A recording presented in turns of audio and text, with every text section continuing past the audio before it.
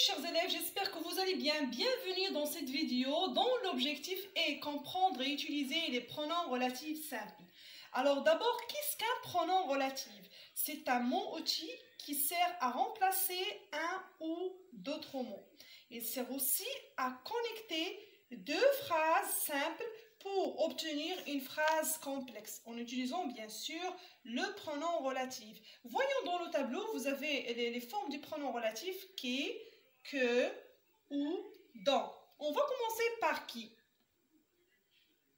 Alors, on utilise le pronom relatif qui souvent pour remplacer le sujet du verbe de la proposition subordonnée relative. Il a pour antécédent une personne ou une chose. Premier exemple, plutôt c'est le seul exemple que vous avez là. Je mange du chocolat.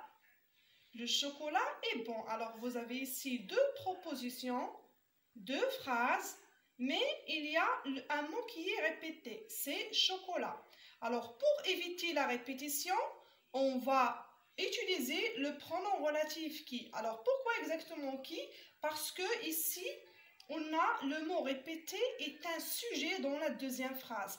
Alors, on va dire « Je mange du chocolat qui est bon ». C'est clair? On passe au pronom relatif que.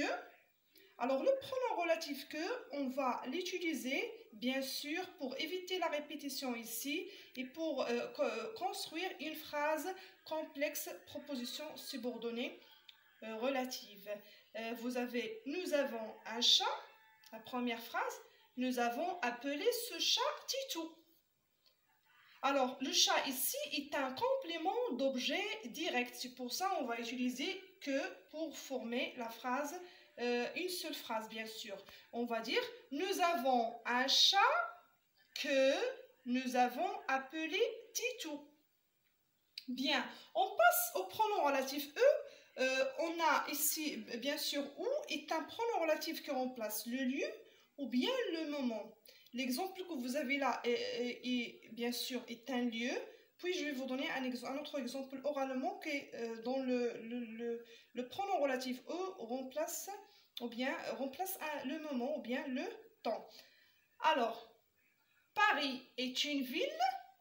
J'aime bien aller à Paris. Alors, Paris est répété dans les deux phrases. C'est un lieu.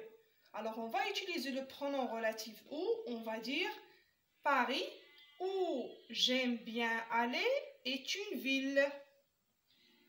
Et je vais vous donner un deuxième exemple. Quand où remplace un moment ou bien un temps.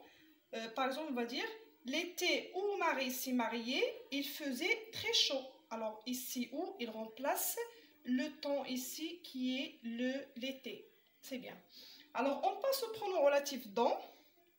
Alors, normalement, dans s'utilise avec tous les verbes qui construisent leur complément avec une préposition de.